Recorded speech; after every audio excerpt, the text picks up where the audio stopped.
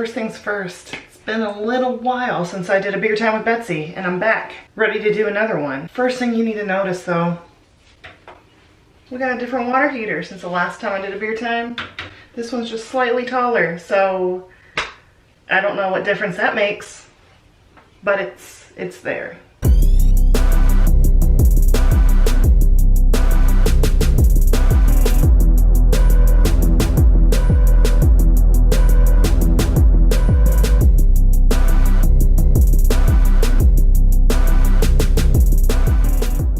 This time we have one from Arcadia Ales, which I have never had one of their beers yet that I recall. I picked this one, firstly, because I didn't recognize it, and also because I read that it's got coriander and orange peel in it, which those two flavors that I've had in beers before, I really like. So I figured this one, it's probably gonna be a winner for me. So let's pour it.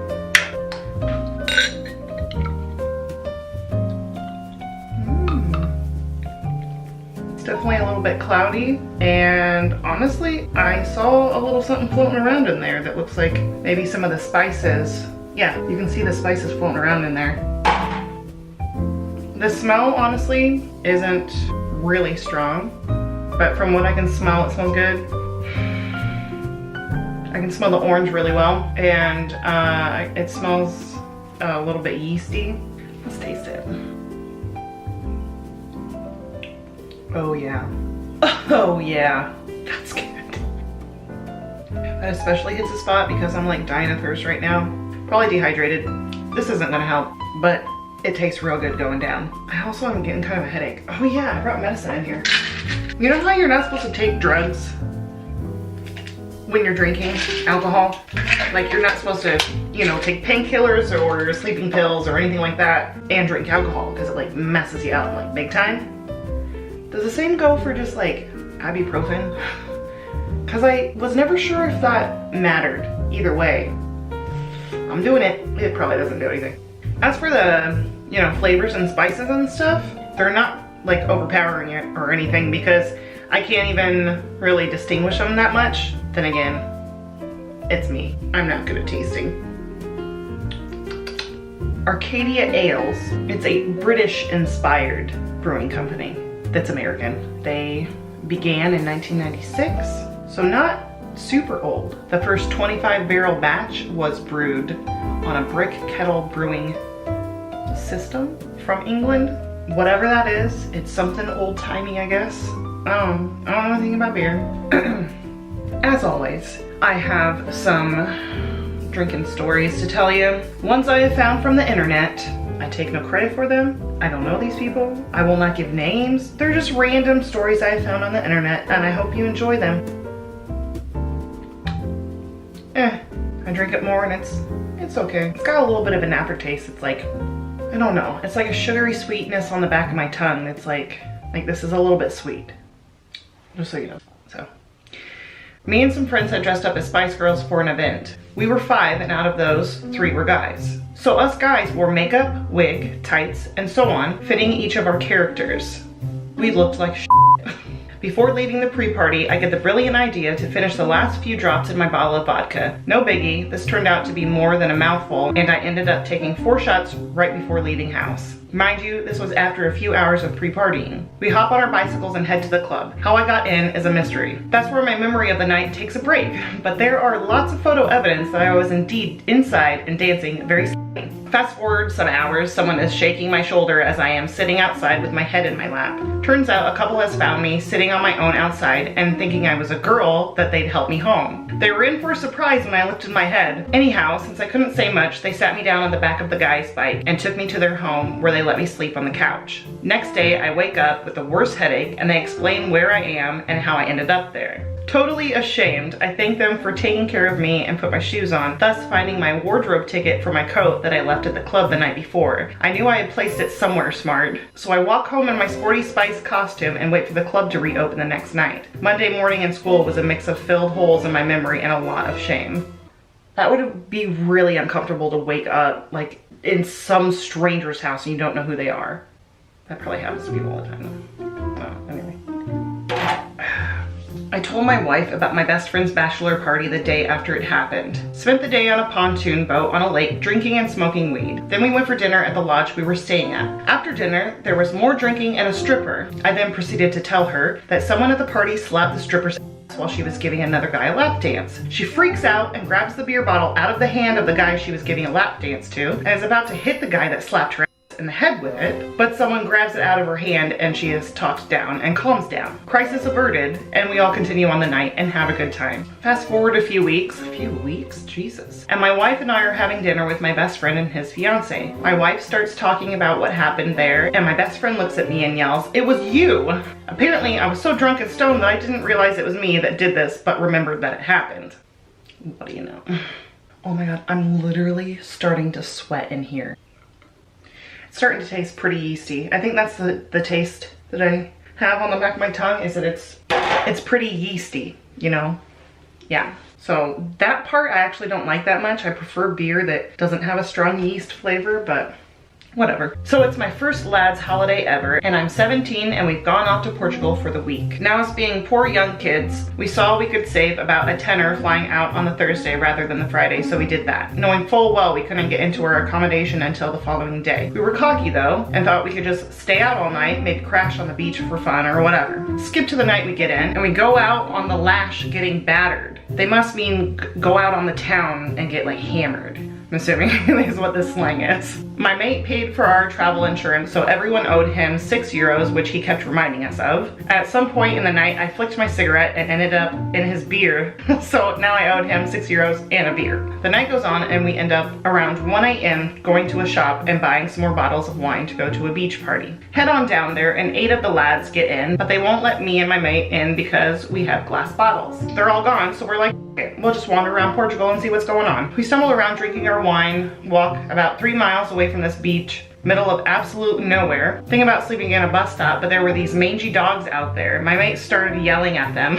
"Stupid dogs, this is my house, Kimosabi." And then this Dalmatian looking dog starts walking and growling towards us, so we leg it. We eventually stumble across Avila resort of sorts, so we jump to the fence to the pool and find a couple of deck chairs and snuggle on down to a nice sleep.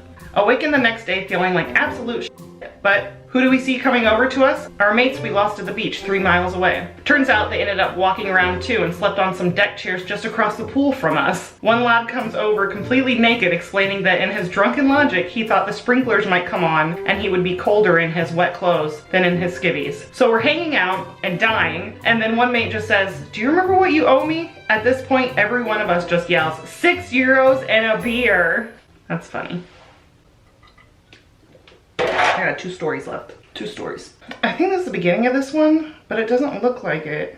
It was getting towards the end of the night and we were en route to a strip club for reasons I still can't figure out. We were driving with the windows cracked and smoking cigarettes. At this point, I was over half a fifth of Maker's Mark in, and I could feel that all too familiar feeling. I was about 10 seconds from unleashing a hot and smelly tsunami of vomit all over the back seat of this enclosed vehicle. Thinking quickly, I formed a plan in my drunken and panicked mind. "Alex, it's so hot back here. Can you open my window a little more?" It's happening. For some reason, I get it in my head that they can't find out that I'm going to drain everything in my body onto the sidewalk. This secret must go with me to the grave. "Alex, I love this song. Can you turn it up?" I had never heard this song in my life, but no one was suspicious, so the plan forged on. I then unleashed a torrent of bile so violent that it rivaled the pea soup scene in The Exorcist. I finished my barf and reveled in the fact that I had done it. No one knew, and I was free. We got out of the car and proceeded to walk into the club and enjoy an hour of watered-down drinks and painted boobs. As we're approaching the car, I hear it, a scream of rage disgust. With little to no foresight, I assumed the vomit would land on the ground despite us driving 40 miles per hour on the highway. His car looked like someone hosed it down with exclusively post-pizza vomit.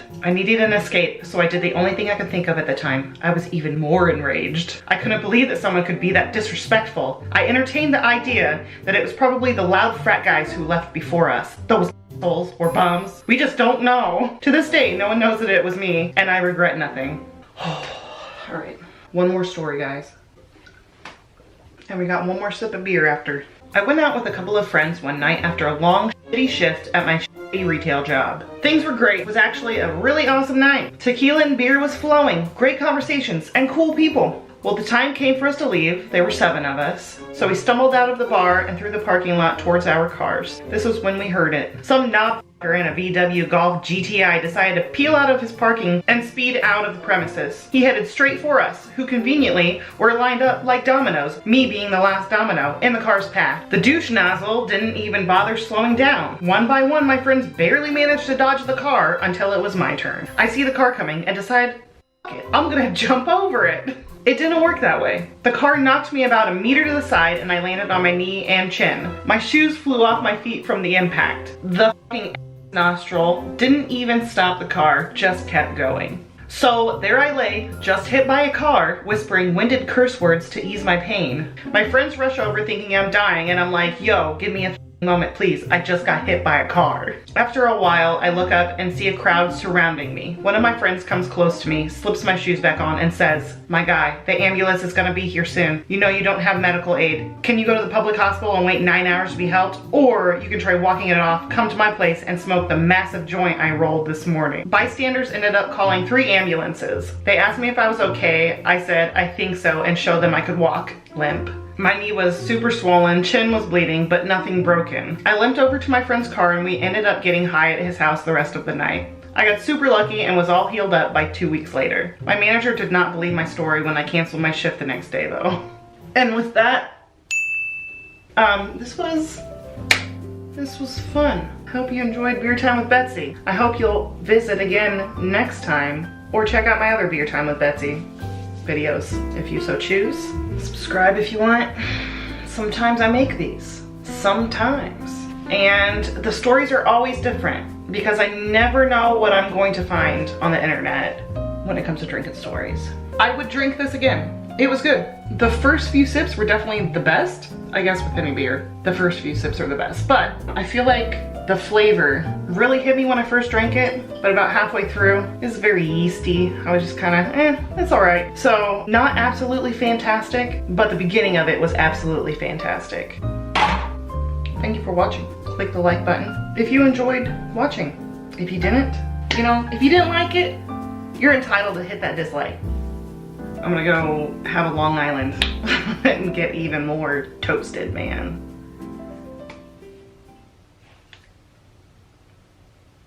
Good night, YouTube.